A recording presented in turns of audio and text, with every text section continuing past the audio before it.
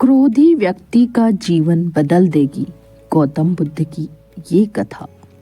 एक बार भगवान गौतम अपने शिष्यों के साथ एकदम शांत बैठे हुए थे।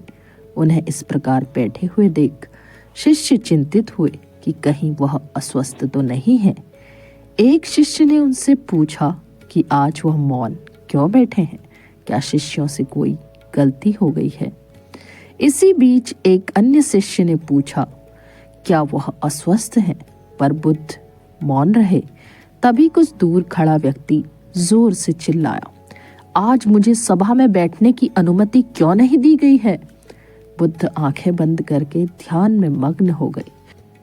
वह व्यक्ति फिर से चिल्लाया, मुझे प्रवेश की अनुमति क्यों नहीं मिली। इसी बीच एक उदार शिष्य ने उसका पक्ष लेते हुए कहा कि उसे सभा में आने की अनुमति प्रदान की जाए।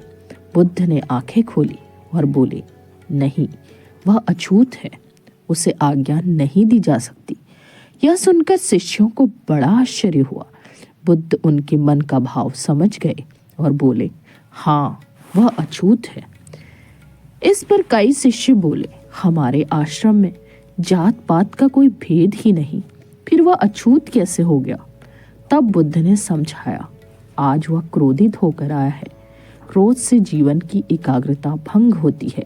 क्रोधी व्यक्ति प्रायः मानसिक हिंसा कर बैठता है।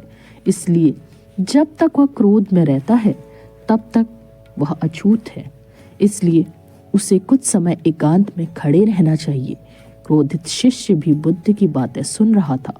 पश्चाताप की अग्नि में तप कर वह समझ चुका था कि अहिंसा ही मनुष्य का महान कर्तव्य और परम धर्म है।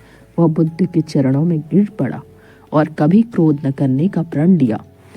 शिक्षा आशय यह है कि क्रोध के कारण व्यक्ति अनर्थ कर बैठता है और पश्चाताप उसे बाद में होता है, जिसका कोई लाभ नहीं मिलता।